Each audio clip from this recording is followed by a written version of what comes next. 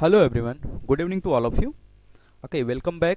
Lecture number 6 over the algebra. Okay, तो उसी के आगे हम लोग कंटिन्यू कर रहे हैं जहाँ पे इस लेक्चर्स को हमने ब्रेक किया था. ओके, अगर मैं थोड़ा सा रिकॉल कराऊँ तो हम लोग पढ़ रहे थे शेषफल प्रमेय. ओके, तो अगर मैं लिखूँ इसको थोड़ा सा रिकॉल करने के लिए, तो शेषफल प्रमेय क्या था कि अगर कोई पॉलिनोमियल दिया हो, ठीक है, कोई बहुपद दिया हो, अगर वो पॉलिनोमियल, ठीक है, वो पॉलिनोमियल यानी कि बहुपद अगर वो px है, ठीक है, अगर वो px है जिसका डिवाइजर या एक फैक्टर, डिवाइजर या एक फैक्टर अगर मैं बात करूं वो अगर x माइनस वाई है, x माइनस वाई है, तो हम लोग क्या कर रहे थे कि x minus y equal to 0 या x बराबर y, ठीक है, x बराबर y इस पॉलिनोमियल में रख के जब सॉल्व करते थे तो हमें क्या मिलता था, हमें रिमाइंडर मिलता था. क्या मिलता था? रिमाइंडर मिलता था, जो कि क्या होता था, शेष होता था. ठीक है, जो कि क्या होता था, शेष होता था.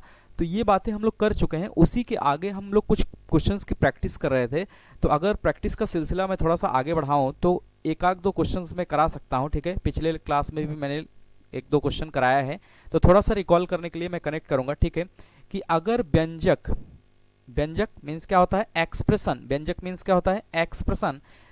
यदि कोई व्यंजक जो है एक्सप्रेशन दिया है x cube plus 4x square minus 2x plus के, ओके, माइनस 2x प्लस के का एक गुणनखंड, का एक गुणनखंड, गुणनखंड का मतलब क्या होता है, फैक्टर, गुणनखंड का मतलब क्या होता है, फैक्टर, एक फैक्टर x माइनस 2 है. ओके, x माइनस 2 है, ये दिया है. ठीक है, तो k का मान बताइए, k का मान बताइए. ओके, थोड़ा सा अगर मैं रिकॉल करने का प्रयास करूं और ये जो दिया है यहाँ पे उसको जानने का अगर मैं प्रयास करूं कि एक फैक्टर है, ठीक है, यानी कि दैट मीन्स कि अगर मैं एक्सप्रेशन की बात करूं तो जो हमारे पास एक्सप्रेशन गिवन है वो x cube plus 4x square, ठीक है, माइनस 2x प्लस के, ये एक्सप्रेशन हमें गिवन है. इसका अगर मैं डिवाइजर की बात करूं वो क्या हो जाएगा, x माइनस 2. अच्छा, ये डिवाइजर क्यों होगा, थोड़ा सा अगर हम लोग समझें तो पिछले क्लास में भी मैंने बताया था कि जो भी किसी का फैक्टर होता है वो उसको डिवाइड भी करता है. जैसे छोटा सा एग्जांपल अगर मैं लूं, 4 का फैक्टर क्या हो जाएगा, 2 गुणे 2, अगर मैं इसको लिख सकता हूं तो 2 इसका क्या होगा, फैक्टर होगा. और ये अगर फैक्टर होगा तो 4 को कंप्लीटली क्या करेगा, डिवाइड भी करेगा. ठीक है, तो इनडायरेक्ट वे में ये क्वेश्चन पूछा गया है. तो इसी तरीके से जैसे यहाँ पे दे दिया है कि x माइनस 2 इसका एक फैक्टर है, दैट मीन्स कि x माइनस 2 इसका क्या होगा, भाजक भी होगा. x माइनस 2 अगर भाजक होगा तो अगर मैं रिमाइंडर थ्योरम के अकॉर्डिंग लिखूं तो भाजक इक्वल टू हम क्या लिखते हैं, 0. भाजक इक्वल टू 0 जैसे ही लिखेंगे that means x minus 2 equal to 0, ये लिखते ही x बराबर 2 आएगा. और इसकी वैल्यू जैसे ही हम कहाँ रखेंगे, एक्सप्रेशन में रखते हैं. जब भी हम भाजक इक्वल टू 0 करते हैं, पिछले क्लास में करके हमने देखा था, तो इसकी वैल्यू जैसे ही हम रखेंगे तो हमें क्या मिलता है, शेष मिलता है. तो अगर मैं शेष की बात करूं, ठीक है, शेष फल इक्वल टू क्या हो जाएगा इस एक्सप्रेशन में, दैट मीन्स कि x cube plus 4x square minus 2x plus के, अगर ये इसका क्या है, डिवाइजर है, ध्यान दीजिएगा, ये इसका क्या है, डिवाइजर है, दैट मीन्स कि शेषफल इक्वल टू क्या होगा, 0 होगा. तो मैं इसमें क्या करूंगा, x इक्वल टू 2 को प्लेस कर दूंगा, 2 का क्यूब प्लस 4 टाइम्स 2 का square minus 2 into 2 plus k equal to 0. Hope ये क्लियर होगा कि यहाँ पे रिमाइंडर दैट मीन्स शेष को 0 हमने क्यों किया, क्योंकि x माइनस 2 इसका क्या है, एक फैक्टर है. और फैक्टर किसी भी नंबर का या पॉलिनोमियल का जो भी फैक्टर होगा वो उसको कंप्लीटली क्या करता है, डिविजिबल करता है. अगर ये क्लैरिटी नहीं आ पा रही तो फिर से मैं एक छोटा सा एग्जांपल लेके अभी आपके सामने पेश करता हूं. ओके, तो ये इक्वल टू क्या हो जाएगा, 0. अच्छा, कोई भी चीज जब कंप्लीटली डिविजिबल होगा दैट मीन्स उसका रिमाइंडर क्या आएगा, 0. ओके, तो इसको सॉल्व कर लेंगे, 8 हो जाएगा, 2 दूंगा 4 चौके 16 minus 4 plus k equal to 0. Okay, तो यहाँ से प्लस को प्लस में, माइनस को माइनस में, दैट मीन्स कि अगर मैं थोड़ा सा इसको सिंप्लीफाई करूं तो 18 16 और 8 कितना हो जाएगा, 24 minus 4 plus k equal to 0. Okay, तो 24 में से गए कितना गया, 24 माइनस 4 कितना हो जाएगा, 20 plus k equal to 0. Okay, that means कि यहाँ से अगर मैं के को फाइनली देखूं कितना आ जाएगा, माइनस 20. ओके, होप ये क्लियर होगा. तो k की वैल्यू यहाँ पे क्या आ जाएगी, माइनस 20. ये हमारा क्या होगा, आंसर होगा. ओके, दैट मीन्स कि अगर यहाँ पे k की वैल्यू मैं कितना रख दूं, माइनस का 24, माइनस का 20, सॉरी माइनस का 20 अगर रख दूं तो x माइनस 2 से जब भी मैं इसको डिवाइड करूंगा ये कंप्लीटली डिवाइड होगा और इसका रिमाइंडर कितना आएगा, 0 आएगा. ठीक है, होप ये क्लियर होगा. ठीक है, आगे बढ़ते हैं, एक और क्वेश्चन और करते हैं तो थोड़ा सा और आपको क्लियरिटी आ जाएगी। Okay, write down A question for practice purpose. Okay, व्यंजक अगर मैं एक्सप्रेशन की बात करूं, ठीक है, 2x³ प्लस 2x², ठीक है, प्लस 2x माइनस के, प्लस 2x माइनस के को x माइनस 2 से भाग देने पर, ठीक है, शेषफल k बचता है। भाग देने पर शेषफल k बचता है। ओके, शेषफल k बचता है, ठीक है। तो k का मान बताइए, तो k का मान बताइए। ओके, अब देखिएगा यहाँ पे, देखिए क्वेश्चंस की जो भूमिका है वो कुछ अलग तरीके से है, ठीक है। अलग तरीके से इन द सेंस, जैसे देखिए अगर मैं पिछले क्वेश्चंस की बात करूं, टाइप अलग है लेकिन उसका बोलने का तरीका क्या है कि एक गुणनखंड है, तो गुणनखंड का मतलब क्या है, ऐसा फैक्टर जो उसको क्या करेगा, डिवाइड करेगा। ओके, इस क्वेश्चंस में देखिए बोल रहा है कि भाग देने पर शेषफल k बचता है। अच्छा, k की जगह कुछ और भी बच सकता है, तो हम क्या करेंगे, इसको उसके बराबर कर देंगे। जैसे अगर इस क्वेश्चंस को अगर मैं थोड़ा सा और मॉडिफाई करूं तो ये कह सकता हूं कि शेषफल क्या बचता है, 5 बचता है, 3 बचता है, तो k की वैल्यू बताइए। तो दैट मीन्स कि ये जिससे हम भाग दे रहे हैं उसको इक्वल टू क्या करेंगे, 0 करेंगे, जो करते आए हैं। तो यहाँ से एक सोल्यूशन अगर मैं लिखने का प्रयास करूं तो क्या लिखेंगे, भाजक इक्वल टू 0, या यहाँ पे भाजक क्या है, x minus 2 equal to 0। That means x बराबर 2, x बराबर 2 एक्सप्रेशन किस, कौन से एक्सप्रेशन में, 2x³ plus 2x² plus 2x minus k में जैसे ही रखेंगे तो मुझे क्या मिलेगा, रिमाइंडर मिलेगा। यानी कि शेषफल की अगर हम बात करें तो शेषफल यहाँ पे क्या है, k ऑलरेडी गिवन है, शेषफल ऑलरेडी k यहाँ पे गिवन है। k इक्वल टू इस एक्सप्रेशन में मैं क्या रखूंगा, x इक्वल टू 2, तो रख देते हैं 2 और 2 का क्यूब प्लस 2 टाइम्स 2 का क्या हो जाएगा, स्क्वायर प्लस 2 टाइम्स 2 प्लस का क्या हो जाएगा, k। ओके, माइनस का k, ये क्या है, माइनस। ओके, माइनस का k। ओके, देखिएगा अब मैं क्या करूंगा, k इक्वल टू, इसको थोड़ा सिंप्लीफाई कर लें, 2 इंटू कितना हो जाएगा 8 प्लस 2 इंटू कितना हो जाएगा 4 प्लस 2 2 जा कितना हो जाएगा 4 माइनस के। ओके, वेरिएबल्स को एक साइड कर दें अगर मैं, तो यहाँ पे लिख सकता हूँ k plus k equal to 8 दूंगा कितना हो जाएगा 16, और ये कितना हो जाएगा 4 दूंगा 8 प्लस 4। ओके, थोड़ा सा इसको सिंप्लीफाई करें तो 2k इक्वल टू 16 4 20 8 कितना हो जाएगा 28, तो k इक्वल टू कितना हो जाएगा 28/2, दैट मीन्स कि 14। ओके, होप क्लियर होगा। तो यहाँ से k की वैल्यू फाइनली हमारे पास कितना आ गया, 14। ओके, आई होप क्लियर होगा। तो अगर इस क्वेश्चंस की भूमिका को समझना चाहे तो क्या बता रहा है ये, कि अगर इस एक्सप्रेशन में, इस व्यंजन में जहां पे माइनस k लिखा है, अगर वहां पे मैं 14 डाल दूं, ठीक है, कितना डाल दूं, 14 को अगर डाल दूं तो x माइनस 2 से डिवाइड होने पर रिमाइंडर भी कितना बचेगा, 14 बचेगा। होप ये क्लियर होगा। तो रिमाइंडर थ्योरम में इस तरह से क्वेश्चंस जो है अलग अलग भाषा में प्रयोग किए जाते हैं, ठीक है, अलग अलग भाषा में यूज किए जाते हैं। जस्ट लैंग्वेज का इशू है। अगर बोल दिया फैक्टर, दैट मीन्स कि ये उसको क्या करेगा, डिवाइड करेगा। अगर बोल दिया ये इससे भाग देने पे रिमाइंडर ये बच रहा है। अच्छा, यहाँ पे k जहाँ पे लिखा है, अगर मैं 2 या 3 या 4 कुछ भी लिख देता तब भी यहाँ से k की वैल्यू को हम क्या कर सकते थे, ऑब्टेन कर सकते थे। ठीक है, क्लियर है। ओके, तो रिमाइंडर थ्योरम में अभी तक जितने टाइप्स के क्वेश्चंस हमने बताए हैं, इसी टाइप के क्वेश्चंस पूछे जाते हैं। ठीक है, तो अगर मैं नेक्स्ट टॉपिक की बात करूं थोड़ा सा, ठीक है, तो आगे बढ़ते हैं एक नए टॉपिक के साथ। ठीक है, तो एक नियम करके लिखेंगे, जब प्रश्न की संरचना, ठीक है, एक नया टॉपिक है, a प्लस माइनस बी का होल स्क्वायर, ठीक है, plus c plus minus D का whole square and so on up to चाहे जितना ले सकते हैं, इसको जितने नंबर ऑफ टर्म्स आ सकते हैं, इक्वल टू 0 हो। Okay, when the structure of the question in the format of a plus minus B का whole square plus c plus minus D का whole square plus and so on similarly up to any number equal to 0। ठीक है, यानी कि questions का format जब इस तरीके से हो तो किस तरह से हम लोग क्वेश्चंस को सॉल्व करते हैं। ओके, राइट ऑन क्वेश्चंस, तो थोड़ा सा क्लियरिटी आएगी, इतना भी डिफिकल्ट ये नहीं है। ठीक है, बिल्कुल आसान है, लेकिन प्रश्न की संरचना इस तरीके से बनती है तो वहां पे परेशानी होती है। अगर थोड़ा सा प्रोटोटाइप मुझे पता रहेगा तो हम इसको करने में कोई दिक्कत नहीं आएगी। ओके, ठीक है, जैसे एक क्वेश्चन लिखते हैं, यदि a माइनस 4 का whole square plus b minus 2 का whole square plus c minus 1 का होल स्क्वायर इक्वल टू 0 हो तो, a प्लस बी प्लस सी का मान बताइए, ए प्लस बी प्लस सी का मान बताइए। ओके, अब देखिएगा, अगर इसको थोड़ा सा आइडिया नहीं है आपको, अगर आइडिया नहीं है तो आप इस क्वेश्चन को कैसे करने का प्रयास करेंगे कि ये होल स्क्वायर है इसको ओपन कर दें, ये होल स्क्वायर है इसको ओपन कर दें, ये होल स्क्वायर है इसको ओपन कर दें। ओके, लेकिन इससे क्या होगा, ये एक बड़ा सा एक्सप्रेशन हमारे सामने आ जाएगा। 1 मिनट के क्वेश्चंस में हम 3-3 होल स्क्वायर को ओपन करेंगे, फिर उसको समराइज करेंगे, स्क्वायर के फॉर्मेट में भी नंबर आएगा। दैट मीन्स कि A square B square C square भी इन्वॉल्व होगा, और जबकि हमसे पूछा जा रहा है A plus B plus C, that means कि we need to find out only the values of A B and C. Okay, यहाँ से मुझे जो फाइंड आउट करने की जरूरत है ए बी सी की वैल्यूज को। अच्छा, आप सोचिएगा, अब लॉजिक लगाते हैं यहाँ पे,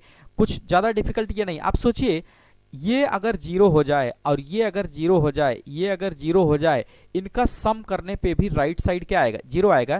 दैट मीन्स कि यहाँ से ए की कौन सी ऐसी वैल्यू डाल दूं जो ये 0 हो जाए, तो यहाँ से ए की कौन सी वैल्यू डाल दूं, ए की अगर मैं 4 डाल दूं तो यहाँ पे ये पूरा क्या हो जाएगा, ये 0 को टेंड करेगा। ओके, अगर यहाँ से b की वैल्यू को मैं 2 डाल दूं, ठीक है, तो ये पूरा कहाँ पे टेंड करेगा, 0 को।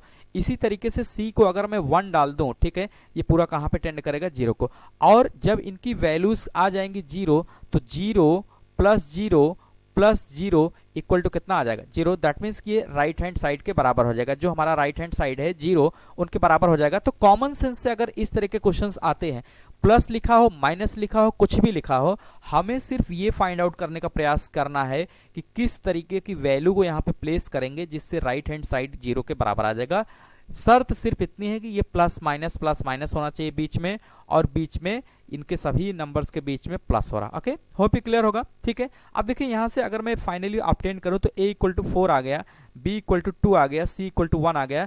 अब हमें जरूरत किसकी है, a plus b plus c को। तो फाइनली इसको कैलकुलेट कर सकते हैं। a की वैल्यू कितनी है, 4 प्लस 2 प्लस 1, दैट मीन्स कि 4 2 6 1 7, 7 क्या हो जाएगा, आंसर हो जाएगा। ओके, क्लियर है, बिल्कुल आसान है। अच्छा, अब कभी कभी ऐसा भी हो सकता है कि ये जो है राइट हैंड साइड अगर 0 के बराबर ना हो तो क्या करेंगे। ठीक है, तो ऐसे प्रश्न की संरचना जो भी अगर दिया रहेगा, हालांकि बहुत कम ऐसा केस बनेगा, लेकिन फिर भी एक क्वेश्चन कर लेते हैं। ठीक है, अगर जैसे ऐसे दे दिया कि यदि a square plus b square plus 4a plus 4b equal to -8, okay, -8 हो तो, ठीक है, अगर ऐसा है, यहां पे देखिए, अब इधर लेफ्ट हैंड साइड में स्क्वायर है लेकिन राइट हैंड साइड में 0 नहीं। ओके, तो a माइनस बी का मान बताइए, a माइनस बी का मान बताइए। ओके, अब देखिएगा क्वेश्चन का पैटर्न बदल गया, लेकिन हम पूरा प्रयास करेंगे कि जो अभी हम लोगों ने सीखा है उसको अप्लाई कर सके। ओके, तो देखिए अब यहां से थोड़ा सा लॉजिक समझने का प्रयास करिए। हम अपने चीजों में ब्रेक करने के लिए मुझे a माइनस बी या a प्लस बी का फॉर्मेट चाहिए। ओके, स्क्वायर, ठीक है, इस तरीके का फॉर्मेट अगर हमें मिलेगा तब जाके हम क्या कर सकते हैं, पिछले लॉजिक को लगा सकते हैं। ओके, तो थोड़ा सा इसको रीअरेंज करने का अगर हम प्रयास करें तो ये जो स्क्वायर्स दिया है, a स्क्वायर लिख सकते हैं 4a, ठीक है, और ये -8 को अगर मैं थोड़ा सा इसको और लिखूं एक बार, ठीक है, -8 को अगर मैं ऐसे लिख दूं -4 तो क्या यहां से क्या कर सकते हैं, a square plus 4a plus 4 एक इसके साथ कर दें, ठीक है, b square plus 4b plus 4 equal to 0 इसके साथ कर दें। अब देखिए यहाँ पे प्रश्न की संरचना चेंज होती नजर आ रही है। ठीक है, अगर मैं इसको a प्लस बी के फॉर्मेट में देखूं तो ये a प्लस 2 का क्या है, होल स्क्वायर है, प्लस ये क्या है, ये है b प्लस 2 का होल स्क्वायर। ओके, बिल्कुल आसान है। अब देखिए फिर से हमारा क्वेश्चन कहां पे आ गया, जो पुराना ट्रैक था उस पे आ गया कि यहां से हमें a और b की वैल्यू को ही क्या करना है, ऑब्टेन करना है। a और वैल्यू को ऑब्टेन करने के लिए हम क्या कर सकते हैं, अब देखिएगा यहां से क्या ऐसा रख दें कि a की वैल्यू यानी कि पूरा एक्सप्रेशन क्या हो जाए, 0 हो जाए। तो a की वैल्यू अगर मैं -2 रख दूं, ठीक है, तो ये पूरा कहां पे टेंड करेगा, 0 को टेंड करेगा। और इसमें अगर हम क्या करें, b की वैल्यू क्या रख दें, -2, b की वैल्यू क्या रख दें, -2, तब देखिए ये पूरा कहां पे टेंड करेगा, 0 के। अगर ये ऐसा है तो हम क्या करेंगे, 0 plus 0 equal to 0, that means कि ये दोनों साइड क्या हो जाएगा, बराबर हो जाएगा। तो यहां से मैं फाइनली ये कह सकता हूं कि a इक्वल टू क्या आएगा, -2, और b इक्वल टू क्या आएगा, वो भी -2 आएगा। अब हमें जो भी कैलकुलेट करना होगा, जैसे यहाँ पे हमें क्या कैलकुलेट करना है, a माइनस बी, अगर यहीं पे दूसरा दे दिया a square minus b square, तीसरा दे दिया a क्यूब माइनस बी, ठीक है। तो अब बारी बारी से हम जो भी चाहेगा हम निकाल लेंगे, ठीक है। तो इस तरीके के क्वेश्चंस भी पूछे जाते हैं। तो मैं फर्स्ट वन की बात कर रहा हूं, a minus b. Okay, that means की -2, दैट मीन्स कितना आ जाएगा, -2, ठीक है, ठीक है, -2 -2, ओके। तो -2 + 2 कितना आ जाएगा 0। सेकंड वन की अगर हम बात करें, क्या है, a square minus b square, okay, a square minus b square, तो क्या लिखेंगे, एक ब्रैकेट में a प्लस बी, एक ब्रैकेट में a माइनस बी, ओके। ऐसे भी कर सकते हैं, अदरवाइज अगर ऐसे नहीं करना है तो दूसरे मेथड से भी कर सकते हैं। तो क्या लिखेंगे, -2 + -2, ओके। यहाँ पे क्या लिखेंगे, -2 और -2, ओके। होप क्लियर होगा। तो -2 -2 हो जाएगा, और यहाँ पे क्या हो जाएगा, -2 + 2, ये क्या हो जाएगा 0, और 0 का मल्टीप्लाई करेंगे क्या आ जाएगा, 0 आ जाएगा, ये पूरा क्या हो जाएगा 0। और ऐसे नहीं तो ऐसे भी कर सकते हैं, -2 का स्क्वायर माइनस -2 का स्क्वायर, यानी कि 4 - 4 = 0। आपको जैसे आसान लगे वैसे कर सकते हैं, ठीक है। तीसरे की अगर मैं बात करूं तो क्या है, a³ minus b, okay, a³ - b। तो a की वैल्यू क्या है, -2 का क्यूब -2, ओके, कितना हो जाएगा, माइनस का 8 और ये प्लस का क्या हो जाएगा 2, दैट मीन्स -6, ये क्या हो जाएगा आंसर, ओके। होप क्लियर होगा। तो इस तरह की प्रश्न की संरचना भी क्या होते हैं, पूछे जाते हैं, तो हम आसानी से क्या कर सकते हैं, ठीक है। तो बिल्कुल आसान है। तो अभी थोड़ा सा क्या करते हैं, ये टॉपिक यहीं पे एंड करते हैं, ठीक है। अब एक नए टॉपिक के साथ हम लोग शुरुआत करते हैं, ठीक है, जो कि बहुत ही अच्छा है और बहुत आसान है, बहुत स्कोरिंग है, जिसको हिंदी में अगर मैं बोलूं तो उसको बोलते हैं युगपत समीकरण, ओके। एक नया टॉपिक है ये, युगपत समीकरण, ठीक है, युगपत समीकरण, ओके। इंग्लिश में अगर इसको लिखें तो साइमल्टेनियस इक्वेशन, ओके, क्या बोलते हैं इसको, साइमल्टेनियस इक्वेशन, ओके। तो हालांकि यहाँ पे हमें साइमल्टेनियस इक्वेशन को सॉल्व नहीं करना है, कुछ स्पेशल केसेस होते हैं, ठीक है, यानी कि साइमल्टेनियस इक्वेशंस के केस में उन केसेस को यहाँ पे स्टडी करना है, ठीक है। आफ्टर दैट ये जो है टॉपिक खत्म हो जाएगा, ओके। तो यहाँ से स्टार्ट करते हैं कि युगपत समीकरण सबको पता होगा, 2 वेरिएबल में, ठीक है, 1 वेरिएबल में भी हो सकता है, 2 वेरिएबल में भी हो सकता है, ठीक है, क्वाड्रेटिक से हट के होता है, ठीक है। तो जैसे अगर मैं लिखूं, थोड़ा सा इसके नोट करके अगर आप लिखिए, थोड़ा सा थोड़ी देर लिखिएगा तो आसानी से समझ में आ जाएगी चीजें, ठीक है। यदि समीकरण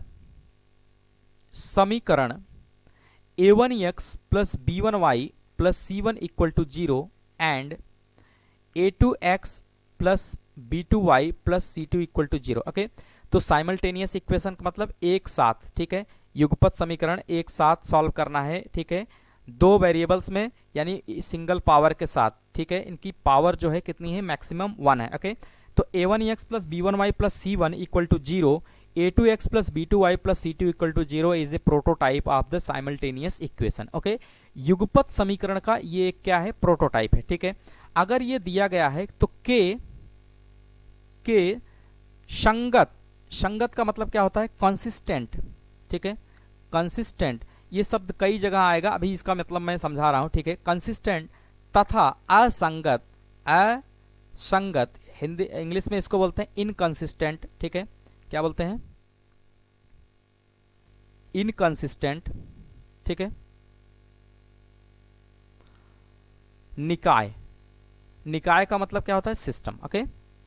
निकाय का मतलब क्या होता है, ओके, सिस्टम। तो यहां से अगर मैं थोड़ा सा इंग्लिश में बात करूं तो solution of the simultaneous equation in the favour of consistent and inconsistent system, okay. तो जैसा कि ये जो शब्द दो आए हैं, कंसिस्टेंट और इनकंसिस्टेंट, इसका मतलब कई जगह आएगा, ठीक है। अभी IIT JEE और 12th वगैरह की क्लास लेंगे तो मैट्रिसेस, डिटर्मिनेंट, ठीक है, तो वहां पे भी इसकी बातें होंगी, लेकिन अभी इसकी बहुत ज्यादा यहाँ पे जरूरत नहीं है। थोड़ा सा अगर मैं यहाँ पे बताऊं तो लिख सकता हूं कि कंसिस्टेंट, ठीक है, कंसिस्टेंट सिस्टम, ठीक है, कंसिस्टेंट सिस्टम का मतलब होता है इसके सॉल्यूशन होंगे, ठीक है, इसके सॉल्यूशन होंगे, ओके। सॉल्यूशन में यहां पे दो तरीके हो सकते हैं, यानी कि unique solution, okay, unique solution जिसको बोलते हैं अद्वितीय, क्या बोलते हैं, अद्वितीय हल, अद्वितीय हल। दूसरा इसमें ये हो सकता है infinitely many solution, okay, infinitely many solution. Hindi में इसको लिखें तो इसको बोलते हैं कि अनंत, ठीक है, अनंत या अपरिमित हल, अपरिमित हल, ठीक है, अपरिमित हल, ठीक है, यानी कि इसके ढेर सारे सॉल्यूशंस होंगे। ओके, तो फर्स्ट पॉइंट की अगर हम बात करें कि अगर ये कह दिया जाए कि कोई दो, ठीक है, कोई दो इक्वेशन है साइमल्टेनियस इक्वेशन है, वो अगर ये कह दिया जाए कि कंसिस्टेंट है, वो सिस्टम कंसिस्टेंट है, यानी जो दोनों समीकरण दिए गए हैं वो कंसिस्टेंट है, ठीक है, इसका मतलब यह है कि इसके सॉल्यूशन होंगे, उस सॉल्यूशन में दो चीजें होंगी, एक होगा यूनिक सॉल्यूशन, दैट मीन्स कि इन दोनों इक्वेशंस को सॉल्व करके हमारे पास सिर्फ एक यूनिक सॉल्यूशन आएगा, ठीक है। दूसरी अगर हम बात करें, ऐसा हो सकता है कि इन दोनों इक्वेशंस के इनफाइनाइटली मेनी सॉल्यूशन होंगे, यानी कि अपरिमित हल होंगे, तो ऐसे सिस्टम को हम बोलते हैं consistent system. Okay, second one की अगर हम बात करें, ठीक है, वो है इनकंसिस्टेंट। ओके, जस्ट टर्मिनोलॉजी इसको समझना है, हालांकि यहाँ पे इसकी बहुत ज़्यादा नीड नहीं है, फिर भी मैं डिस्कस कर दे रहा हूँ। जब भी अपकमिंग क्लास में मैं IIT JEE की मैट्रिसेस डिटर्मिनेंट IIT JEE और 12th के जब मैं डिस्कस करूँगा तो वहाँ पे इसकी बहुत बड़ी भूमिका है कि कंसिस्टेंट इक्वेशन या कंसिस्टेंट सिस्टम और इनकंसिस्टेंट सिस्टम, ठीक है, तो वहाँ पे डिटेल में चर्चा करेंगे। यहाँ पे बस आपको इतना सीखना है कि कंसिस्टेंट सिस्टम अगर कह दिया जाए तो दैट मीन्स कि इसके सॉल्यूशन होंगे अद्वितीय हल और अनंत हल, ठीक है। इनकंसिस्टेंट सिस्टम अगर कह दिया गया, ठीक है, इनकंसिस्टेंट सिस्टम, इसका मतलब ये होता है कि इसके हल नहीं होंगे, इसके हल नहीं होंगे, दैट मीन्स कि नो सॉल्यूशन। ओके, यानी कि अगर मैं इसको बात करूं कि कोई भी साइमल्टेनियस इक्वेशन दिया गया है, ठीक है, just like simultaneous equation a1x plus b1y plus c1 equal to 0 and a2x plus b2y plus c2 equal to 0, that means कि if both equations have solution exist, then these equations are consistent system and having unique solution or infinitely many solution, जबकि अगर system inconsistent होगा तो इसके कोई भी solution obtain नहीं होंगे, जिसके हम हिंदी में लिखेंगे कि इसके कोई भी हल नहीं होंगे। आई होप ये क्लियर होगा, just terminology, consistency of the system, inconsistency of the system. Okay, hope ये क्लियर होगा। यहाँ पे हमें सिर्फ ये जानना है कि संगत और असंगत क्या होगा। संगत का मतलब यह है कि इसके हल होंगे और असंगत का मतलब क्या है, इसके हल नहीं होंगे, ठीक है। इससे ज्यादा इसमें जानने की कोई जरूरत नहीं। ओके, तो अब देखिए, अब कुछ डेफिनेशंस हैं, कुछ स्टैंडर्ड्स हैं, उसको फॉलो करके हम लोग क्या है इसकी पहचान कर लेते हैं कि इसके सॉल्यूशन होंगे कि नहीं होंगे, एक होगा कि एक से अधिक होगा कि एक भी नहीं होगा। ओके, होप क्लियर होगा। तो अगर मैं थोड़ा सा लिखने का प्रयास करूं नोट करके, if simultaneous equation, okay, if simultaneous equation यानी कि युगपत समीकरण, युगपत समीकरण अगर यहां पे दे दिया जाए कि a1x plus b1y plus c1 equal to 0, a2x plus b2y plus c2 equal to 0, ठीक है, it is just a standard format. Okay, हमें जब भी इक्वेशन दिया रहेगा हमें इसी फॉर्मेट में पहले लाना रहेगा, ठीक है, हमें इसी फॉर्मेट में पहले लाने की जरूरत होगी। ओके,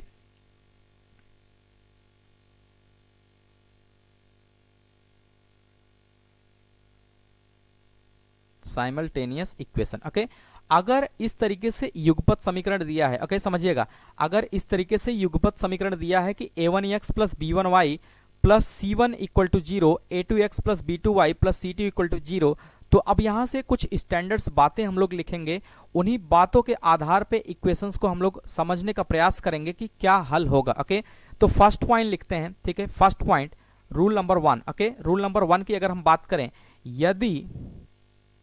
यदि a1 upon a2 not equal to b1 upon b2, ठीक है, ठीक है, a1 upon a2 not equal to b1 upon b2, ठीक है, अगर इस तरह के कुछ हमें दिख गया information, okay, a1 upon a2 not equal to b1 upon b2, ठीक है, तो यहां से मैं ये कह दूंगा तो समीकरण, ठीक है, तो समीकरण का अद्वितीय हल होगा, ठीक है, अद्वितीय हल होगा। ओके, क्लियर है, यानी कि इसका इंग्लिश में अगर लिखें तो इसके कैसे सॉल्यूशन होंगे, यूनिक सॉल्यूशन होंगे, ठीक है, इसको कैसे सॉल्यूशन होंगे, यूनिक। अच्छा, ऐसे तो सबको पता होता है कि यूनिक का मतलब क्या होता है, कहते हैं कि ये बहुत यूनिक पीस है। यूनिक का मतलब क्या हुआ, इकलौता, कोई उसमें फिर छेड़छाड़ नहीं होना चाहिए, उसको क्या बोलते हैं, यूनिक, ठीक है। अगर मैं इस पे क्वेश्चंस की बात करूं, ओके, थोड़ा सा समझिएगा। अच्छा, जस्ट टर्मिनोलॉजी थोड़ा सा यहाँ पे ये मैं इंट्रोड्यूस कर दूं। A1 is the coefficient of x, B1 is the coefficient of y, C1 is a constant term, okay. यानी कि A1 जो है x का कोफिशिएंट है, B1 जो है y का, C1 कांस्टेंट टर्म है, A2 जो है x का कोफिशिएंट है दूसरे इक्वेशन का, B2 जो है दूसरे y का, यानी दूसरे इक्वेशन में y का कोफिशिएंट है, C2 जो है कांस्टेंट टर्म, ओके। यानी कि ये दो इक्वेशन दिया गया है। तो अब देखिए, यानी ये चीज यहाँ पे हमें बता दिया गया, आपको सॉल्व करने की जरूरत नहीं है, इनके कोफिशिएंट से ही हम पता कर लेंगे कि इसके यूनिक सोल्यूशन होंगे कि नो सोल्यूशन होंगे या इनफाइनाइटली मेनी सोल्यूशन होंगे।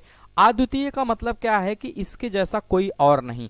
इंग्लिश में ज्यादा आसान रहता है, इंग्लिश में जैसे यूनिक, सब लोग बोलते ही हैं कि बहुत यूनिक पीस है, तो यूनिक पीस की जगह यहाँ पे यूनिक सोल्यूशन यूज करना है, ओके। तो जैसे एक क्वेश्चन लिखते हैं और इससे क्लियरिटी आएगी। राइट डाउन ए क्वेश्चन, यदि समीकरण, ओके, यदि समीकरण x plus y equal to 3 और दूसरा x minus y equal to 5 हो तो, ठीक है, दो यहाँ पे इक्वेशन दिए गए हैं साइमल्टेनियसली, हो तो समीकरण का हल होगा, ठीक है, समीकरण का हल होगा। इसका मतलब क्या है, ये जानने का प्रयास किया जा रहा है कि इसके हल कैसे होंगे, यूनिक होंगे या नो सोल्यूशन होंगे या इनफाइनाइटली मेनी सोल्यूशन होंगे, ओके।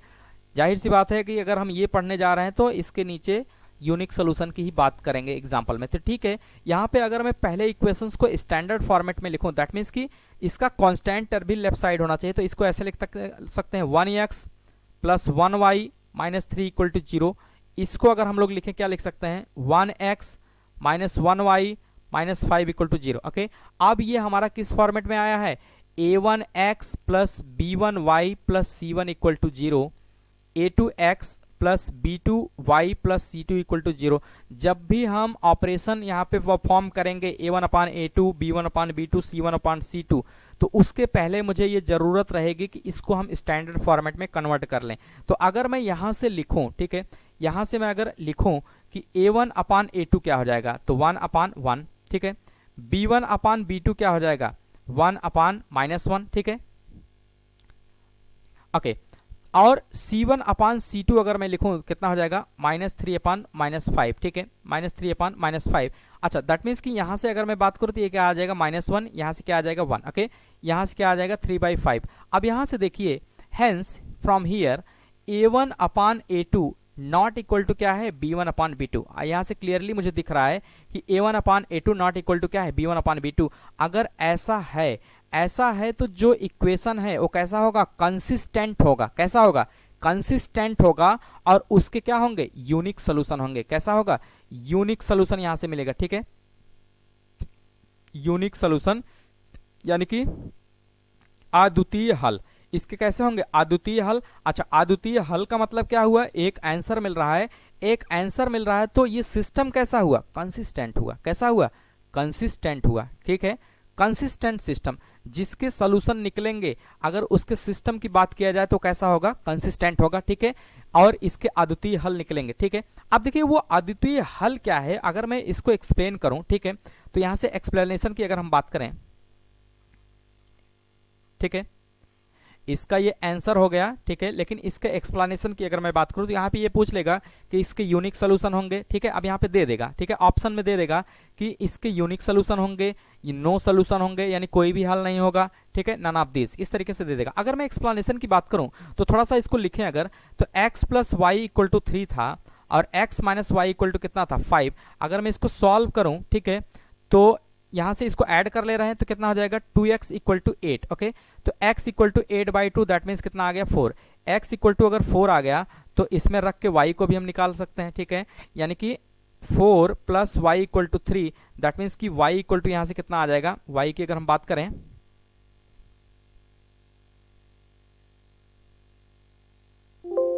ओके, तो 4 प्लस वाई इक्वल टू 3, ये कितना हो जाएगा, -1। y इक्वल टू क्या आ गया, -1। इक्वेशंस को सेटिस्फाई कराते हैं, ओके।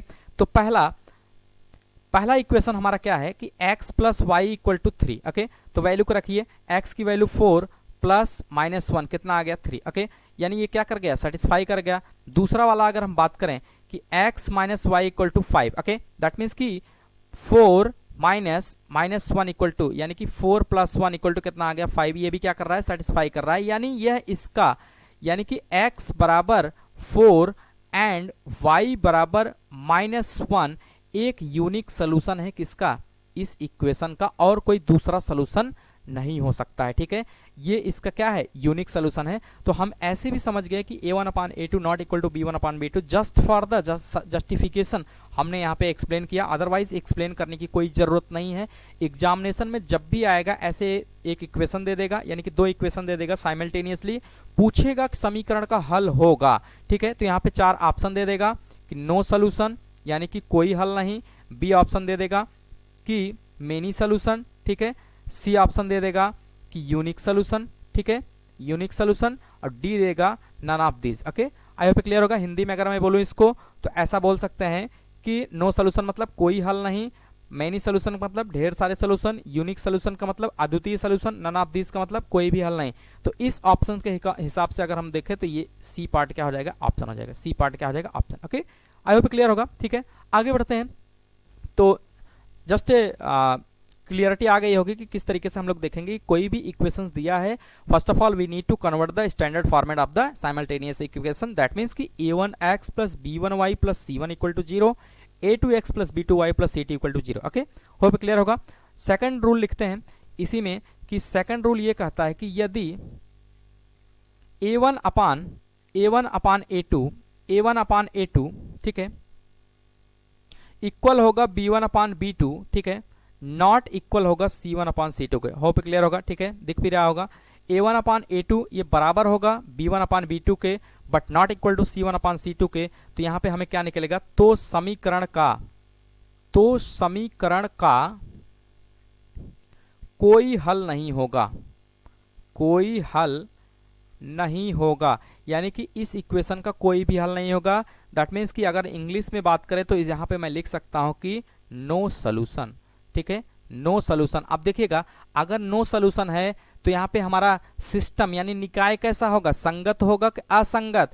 तो सिस्टम यहाँ पे क्या होगा, इनकंसिस्टेंट। कैसा होगा, इनकंसिस्टेंट। ओके, साथ में समझते चलिए, इनकंसिस्टेंट सिस्टम होगा, क्योंकि कोई सोल्यूशन ही नहीं निकल रहा है। ठीक है, कोई सोल्यूशन ही नहीं निकल रहा है। ठीक है, इसका मतलब ये हो गया कि हमारा ये असंगत निकाय होगा। कैसा होगा, असंगत निकाय। तो कभी कभी ये पूछा जाता है कि जो ये सिस्टम दिया है, ये सिस्टम दिया है, कौन सा सिस्टम, ये जो इक्वेशंस दिया गया है वो कैसा सिस्टम होगा, कंसिस्टेंट सिस्टम होगा कि इनकंसिस्टेंट सिस्टम होगा। दैट मीन्स कि संगत निकाय होगा कि असंगत निकाय होगा। तो होप ये क्लियर होगा कि हम लोग यहीं से जस्टिफाई कर लेंगे कि a1/a2 equal to b1/b2 not equal to c1/c2 अगर यहीं से दिख गया तो मुझे सॉल्व करने की जरूरत नहीं है, हम यहीं से बोल देंगे कि यह निकाय जो है असंगत निकाय होगा।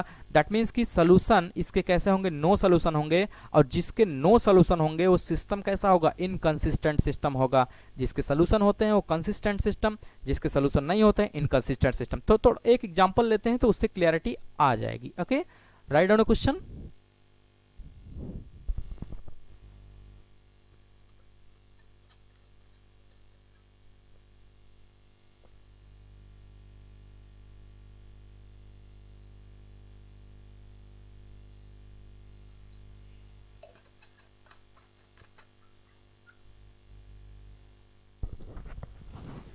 ओके, तो एक क्वेश्चन लिखते हैं तो इससे थोड़ा सा आइडिया लग जाएगा कि कैसे क्वेश्चंस को करना है। ठीक है, राइट डाउन क्वेश्चन। यदि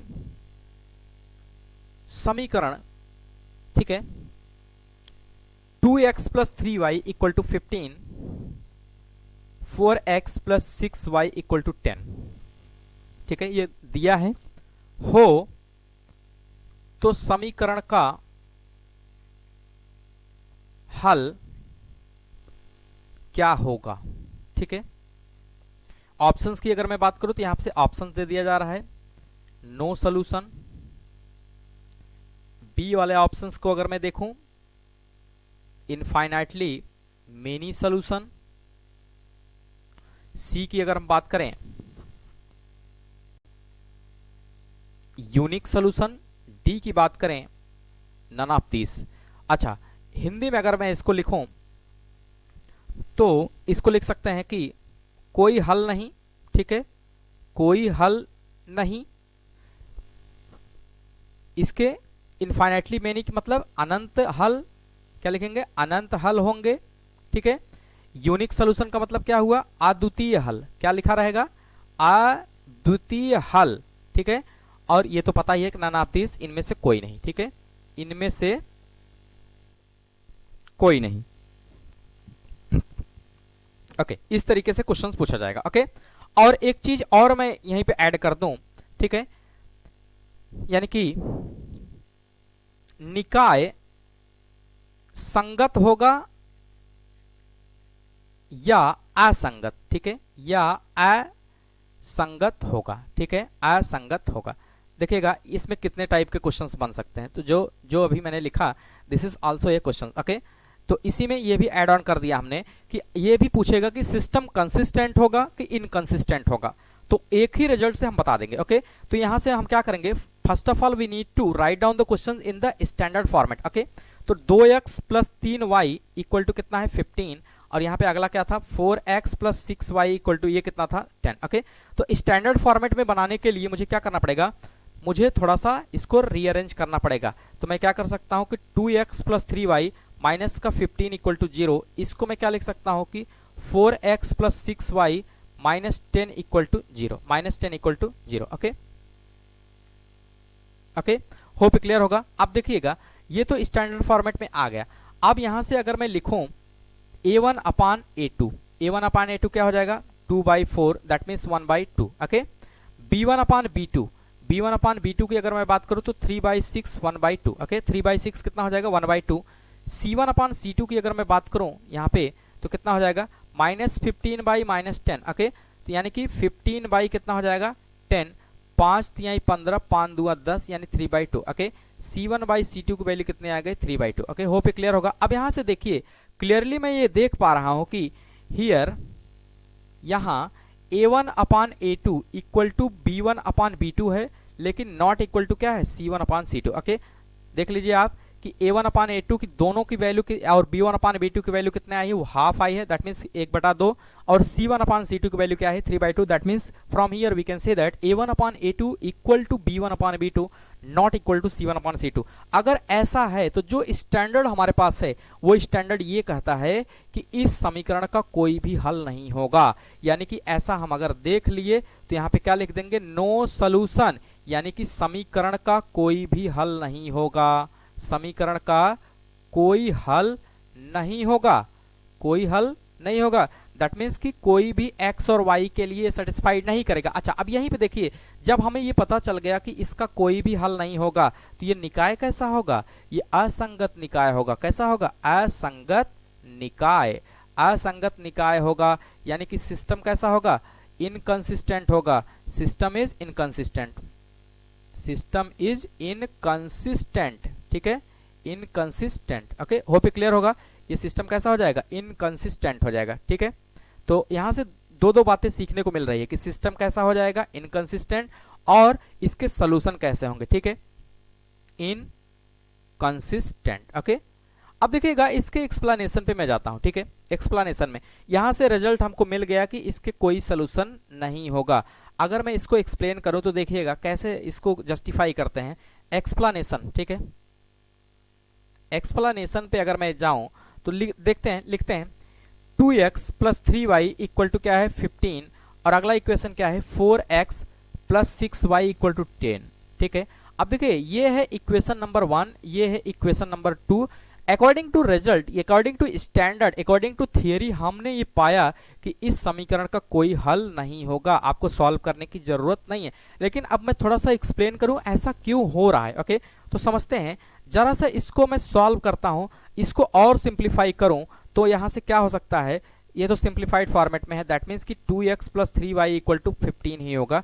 इसको थोड़ा सा अगर मैं सिंप्लीफाई करूं, 2 से डिवाइड कर दें। ठीक है, 2 से इक्वेशन यहाँ पे मैं लिख ले रहा हूं कि equation 2 divide by 2। Okay, equation 2 divide by 2, 2 से इसमें हम भाग दे रहे हैं तो क्या हो जाएगा 4x by 2, 6y by 2 equal to 10 by 2। जब भी हम भाग देते हैं तो दोनों तरफ भाग देते हैं तो इसका रिजल्ट क्या आ जाएगा 2x plus 3y equal to 5। Okay, 2x plus 3y equal to 5। अच्छा, अब देखिएगा अगर मैं इसको इक्वेशन नंबर 3 डाल दूं, ओके, इक्वेशन नंबर 3 समझिएगा, बहुत बेसिक है, बहुत आसान है, बहुत मजा भी आएगा। ओके, अगर आप देखिए इक्वेशन पहला और इक्वेशन थर्ड को अगर मैं लिखूं, इक्वेशन फर्स्ट और इक्वेशन थर्ड, देखिएगा 2x plus 3y equal to 15, ठीक है, और ये आया 2x plus 3y equal to 5। Okay, समझिएगा 2x plus 3y equal to 15।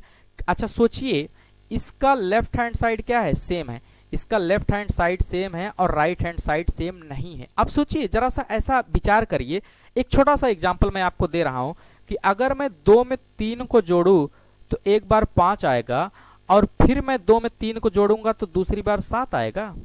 क्या ऐसा पॉसिबल है? कौन से मैथ में ऐसा लिखा है? कहीं नहीं लिखा है। दैट मीन्स ये क्या है, गलत है। अब सोचिए इसके लेफ्ट हैंड में 2x प्लस 3y किया जा रहा है, तो एक बार ये कितना आ रहा है, 15 आ रहा है। उसी इक्वेशन में जब हम फिर से 2 में x का मल्टीप्लाई करते हैं प्लस 3y करते हैं तो दूसरी बार 15 आ रहा है। कहां पे पॉसिबल है भैया ऐसा? कहीं पे पॉसिबल है? दैट मीन्स कि एक ही समय पे ऐसा कभी नहीं होगा कि 2 में 3 को जोड़े 5 आएगा और 2 में 3 को जोड़े 7 आएगा। दैट मीन्स ये पूरा इक्वेशन ही क्या है, गलत है। इसलिए इसका कोई सोल्यूशन ही नहीं होगा, इसके लिए कोई भी एक्स वाई एग्जिस्ट नहीं करेगा कि एट ए टाइम 2x प्लस 3y करेंगे 15 आएगा, एट ए टाइम 2x प्लस 3y करेंगे 5 आएगा। दैट मीन्स कि यहां से हमें ये समझ में आ गया कि इस इक्वेशन के कोई भी सोल्यूशन नहीं होंगे। तो यहां से मैं क्लियरली कह सकता हूं, क्लियरली वी ऑब्जर्व दैट, ठीक है, हम यहां से देख पा रहे हैं कि equation have no solution, equation have no solution. I hope ये डाउट क्लियर हो गया होगा। अब आपके दिमाग में ये चल रहा, तभी आप सोचिएगा a1 upon a2 equal to b1 upon b2 तभी होगा जब इसका लेफ्ट हैंड के सारे करस्पॉन्डिंग एलिमेंट्स के जो फैक्टर हैं वो कभी बराबर होंगे। दैट मीन्स x और y के फैक्टर्स बराबर होंगे या इनको रेशियो बराबर होंगे, तभी जाके a1 upon a2 equal to b1 upon b2 होगा, not equal to c1 upon c2 होगा। इस केस में हम डायरेक्ट जो याद कर लेते हैं नो सोल्यूशन रिजल्ट। ओके, तो बहुत सारे लोगों को रिजल्ट याद करने में दिलचस्पी होती है, बहुत सारे लोगों को ये समझने में दिलचस्पी होती है, तो मैंने दोनों बता दिया है कि किस तरीके से ये नो सोल्यूशन आता है। अच्छा, और क्यों इसको सिस्टम इज इनकंसिस्टेंट क्यों बोल रहे हैं, कि असंगत निकाय क्यों बोल रहे हैं, आई होप ये भी क्लियर होगा। ठीक है, बिल्कुल आसान भाषा में है। और अब देखिए यहां पे अगर मैं बात करूं ऑप्शंस की तो कौन सा होगा, नो सोल्यूशन करेक्ट हो जाएगा। ठीक है, तो इससे जब भी क्वेश्चंस बनते हैं ऐसे ही पूछा जाएगा कि इसके यूनिक सोल्यूशन होंगे, नो। तो आपको वहां पे एक्सप्लेनेशन की जरूरत नहीं है, ये तो थ्योरी क्लास है, इसलिए यहाँ पे समझाया गया कि आपको सेटिस्फेक्शन रहे कि हाँ ये ठीक है। ठीक है, संगत निकाय है कि असंगत निकाय है, तो ये निकाय कैसा होगा, असंगत निकाय होगा। ठीक है, कैसा होगा, असंगत निकाय होगा। आई होप क्लियर होगा। तो अब आपको ज्यादा इधर उधर करने की जरूरत नहीं है। अब आपको क्या करना है, सीधा इक्वेशन देखना है, इक्वेशन को स्टैंडर्ड फॉर्मेट में लाना है। इक्वेशन का स्टैंडर्ड फॉर्मेट क्या है, a1x plus b1y plus c1 equal to 0, a2x plus b2y plus c2 equal to 0। उसके बाद मुझे निकालना है a1 अपान a2। ठीक है, a1 upon a2 equal to b1 upon b2 not equal to c1 upon c2। जैसे ही आएगा मैं तुरंत ये क्लियरिफाई कर दूंगा कि ये इसके क्या होंगे, कोई भी हल नहीं होगा। ओके, और इसका लास्ट पार्ट देखते हैं। ठीक है, थर्ड रूल की अगर मैं बात करूं, रूल नंबर 3। ठीक है, रूल नंबर 3 और लास्ट होगा इस टॉपिक का, तो वो ये हो सकता है कि यदि a1 upon a2 equal to b1 upon b2 equal to c1 upon c2, okay, ऐसा अगर हो गया a1 upon a2 equal to b1 upon b2 equal to c1 upon c2, तो इसके इनफाइनाइटली मेनी सोल्यूशन होंगे। क्या होंगे, इनफाइनाइटली मेनी सोल्यूशन। अच्छा, आप समझिएगा, अगर इनफाइनाइटली मेनी सोल्यूशन होंगे तो सिस्टम कैसा होगा, सिस्टम इज कंसिस्टेंट। कैसा होगा, कंसिस्टेंट। कंसिस्टेंट का मतलब संगत निकाय होगा। कैसा निकाय होगा, संगत। जैसा कि पहले ही स्टार्टिंग में ही मैंने बताया, एक भी सोल्यूशन अगर निकल गया, एक भी सोल्यूशन निकल गया, एक से ज्यादा निकल गया, तो वो कैसा होगा, संगत निकाय होगा। ओके, होप क्लियर होगा। ये कैसा होगा, संगत निकाय होगा। अगर मैं इसको थोड़ा सा हिंदी में लिखूं तो इनफाइनाइटली मेनी सोल्यूशन मतलब एक से अधिक हल, एक से अधिक हल, या इसी को बोलते हैं अनंत हल। ओके, क्या बोलते हैं, अनंत हल।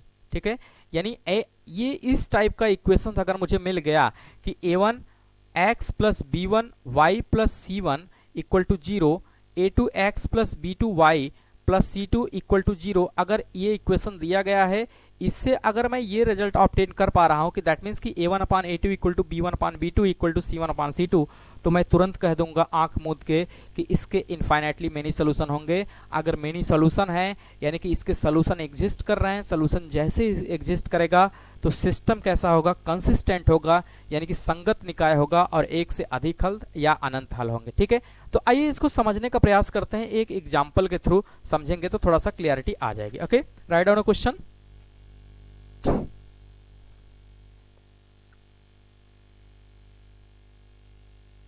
यदि समीकरण 3x plus 6y plus 9 equal to 0, 2x plus 4y plus 6 equal to 0 हो तो समीकरण का हल होगा, समीकरण का हल होगा। ठीक है, ऑप्शन दे रहे हैं।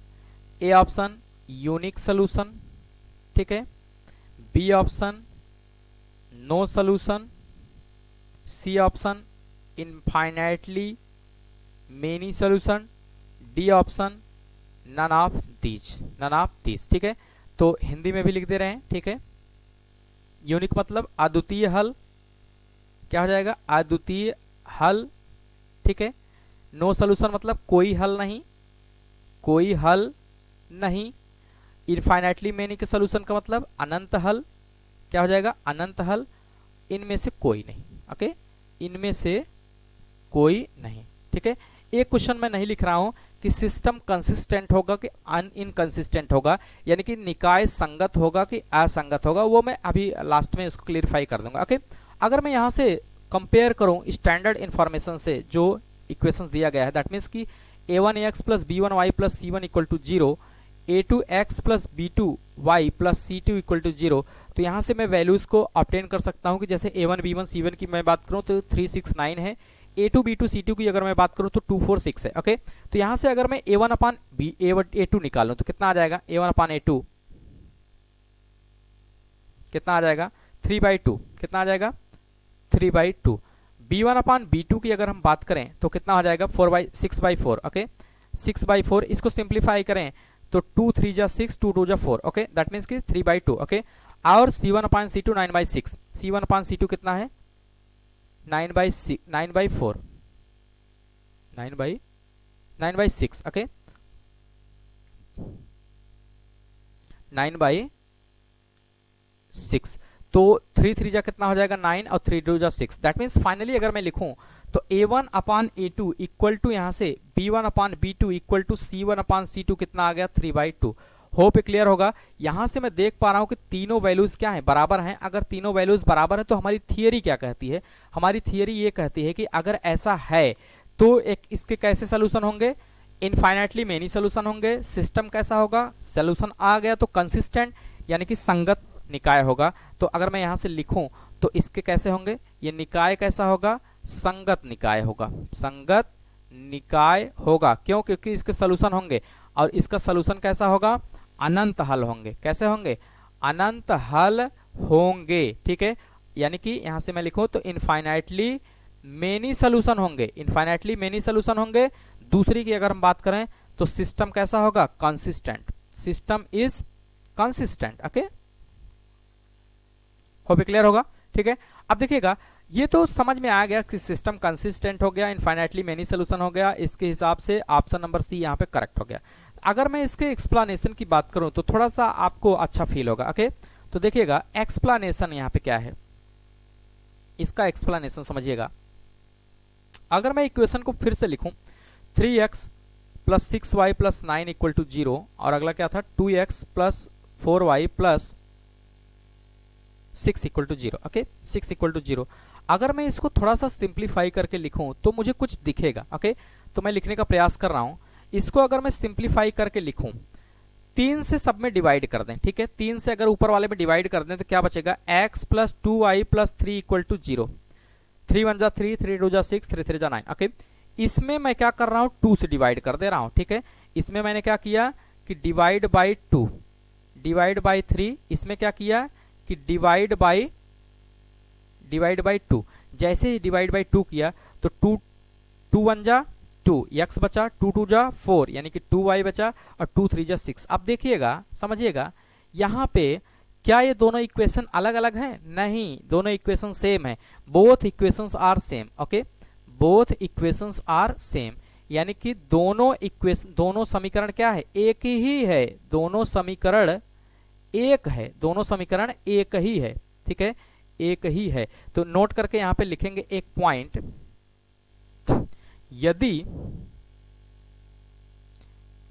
यदि वेरिएबल्स की संख्या, यदि वेरिएबल्स की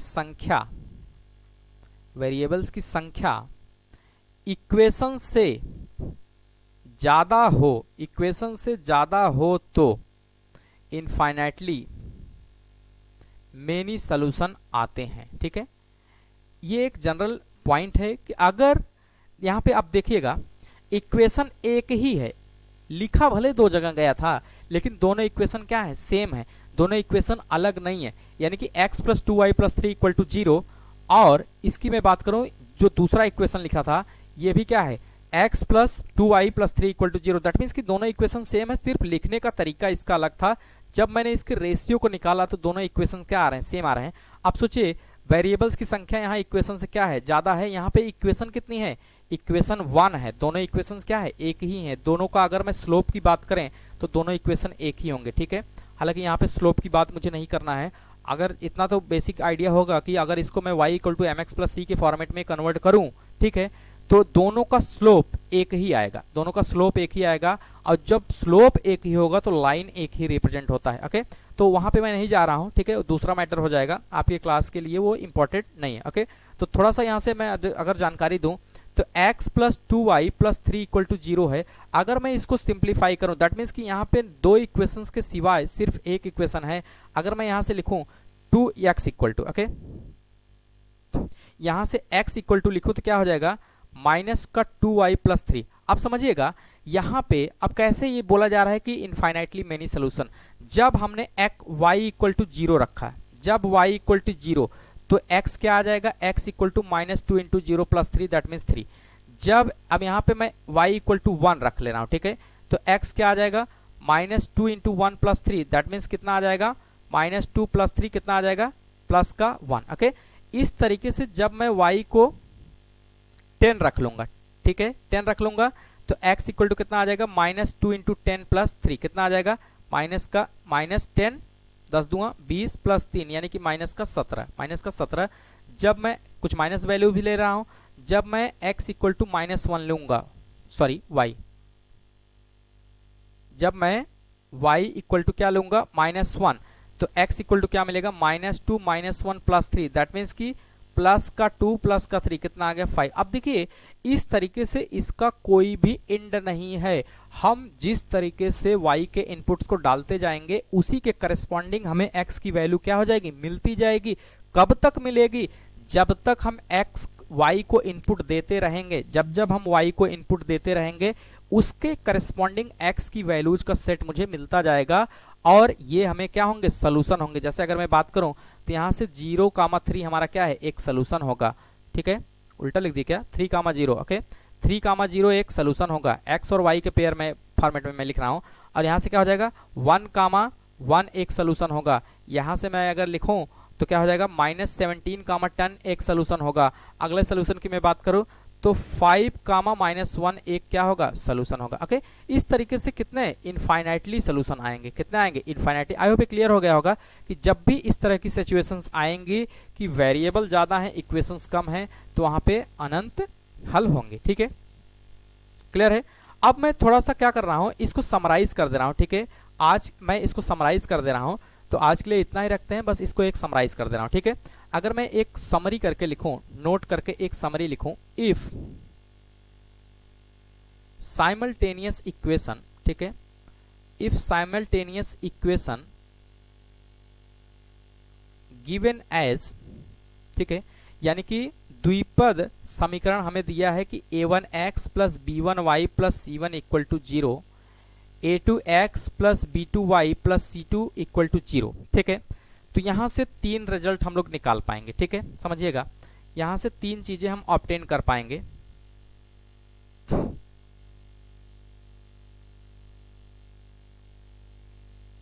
ओके, ठीक, अब देखिएगा तीन चीजें मैं यहाँ पे लिखूंगा, ठीक। फर्स्ट वन समरी लिख रहा हूं कि if A1 upon A2 not equal to B1 upon B2। अगला क्या होगा, if A1 upon A2 equal to B1 upon B2 not equal to C1 upon C2। Third one की अगर हम बात करें तो A1 upon A2 equal to B1 upon B2 equal to C1 upon C2। Okay, summarise कर रहे हैं, ठीक है। देखिएगा एक लाइन में समझ में आएगा, एक रिजल्ट ये, ठीक है, एक रिजल्ट ये और एक रिजल्ट ये। ओके, यानी कि जब भी ऐसा क्वेश्चन आएगा मुझे क्या करना रहेगा, तुरंत मुझे इस डेटा को ऑब्टेन करना है। जैसे ये इक्वेशन दिएगा जाएगा यानी कि द्विपद समीकरण, पहले मुझे स्टैंडर्ड फॉर्मेट में, दैट मीन्स कि हमें सभी को लेफ्ट साइड में लाना है। a1x plus b1y plus c1 equal to 0, a2x plus b2y plus c2 equal to 0 के फॉर्मेट में रखना है। ओके, ऐसे। उसके बाद अगला चरण क्या होगा, इतना करने के बाद यहां पे मैं लिख दूंगा यूनिक सोल्यूशन। क्या लिख दूंगा, अब यहां पे एक्सप्लेन कर चुके हैं, बस रिजल्ट याद रखना है। यानी कि इसके रिजल्ट आते हैं और कैसे आते हैं, यूनिक सोल्यूशन, और इसके क्या आते हैं, नो सोल्यूशन। इसके क्या आते हैं, नो सोल्यूशन। एक्सप्लेन मैं कर चुका हूं, ठीक है। सिर्फ याद करने का टेक्निक में बता रहा हूं, कैसे आपको ग्राफिकली ऐसे ड्रा करना है, तब आपके दिमाग में तीनों चीजें एक साथ रहेंगी तो स्प्लिट नहीं करेगी कभी भी, ठीक है। इसके क्या होंगे, इनफाइनाइटली मेनी सोल्यूशन, ठीक है, मेनी सोल्यूशन। अब देखिए फिर आता है कि सिस्टम कैसा होगा, ठीक है। फिर आता है सिस्टम कैसा होगा। अभी मैंने बताया कि जिसके रिजल्ट निकलेंगे वो कैसा होगा, कंसिस्टेंट। अगर ये यूनिक सोल्यूशन है तो ये कैसा होगा, कंसिस्टेंट, ठीक है। और इसके कोई सोल्यूशन नहीं है, यानी सोल्यूशन है ही नहीं, तो ये कैसा होगा, इनकंसिस्टेंट। ओके, इनकंसिस्टेंट, ठीक है।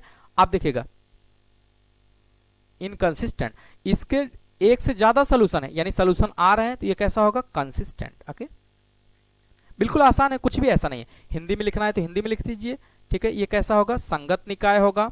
ये कैसा होगा, असंगत निकाय होगा, ठीक है। कैसा होगा, असंगत। और ये कैसा होगा, संगत, ठीक है। बिल्कुल आसान है। अब सॉल्यूशंस की अगर मैं बात करूं तो उसको भी मैं हिंदी में लिख दे रहा हूं। यूनिक सोल्यूशन अद्वितीय, कैसा होगा, अद्वितीय हल। ओके, अद्वितीय हल। नो सोल्यूशन, कोई हल नहीं, कोई हल नहीं, ठीक है। इनफाइनाइटली मेनी सोल्यूशन, अनंत हल, अनंत हल। बिल्कुल आसान है, कुछ भी ऐसा डिफिकल्ट नहीं है। अब आपके दिमाग में अगर ये ड्राफ्टिंग है, अगर ये ड्राफ्टिंग आपके दिमाग में है तो आपको कुछ भी डिफिकल्टी नहीं होगी, ठीक है। होप, ये उम्मीद करते हैं कि आपको ये पूरा अच्छे से समझ में आया होगा, ठीक है। बिल्कुल आसान है, कुछ भी ऐसा नहीं है जो समझ में ना आए। ओके, तो आज के लिए इतना ही रखते हैं। आशा करते हैं समझ में आया होगा, ठीक है। रात काफ़ी हो गई है, 12:40 हो गया, ठीक है। दिन में समय न मिल के पाने के कारण जो है लेक्चर्स नहीं ले पाता हूँ, ठीक है, और रात में ही इसीलिए लेना पड़ता है। तो उम्मीद करते हैं समझ में आया होगा, ठीक है। मिलते हैं कल, और आशा करते हैं कि कल इसका लास्ट लेक्चर होगा अलजेब्रा की। फिर हम कुछ नए टॉपिक्स की शुरुआत करेंगे और देखेंगे अगर कुछ क्वेश्चंस होंगे उसको भी कराएंगे। ओके, तो मिलते हैं कल एक नए टॉपिक के साथ। तब तक के लिए bye bye, good night, thank you.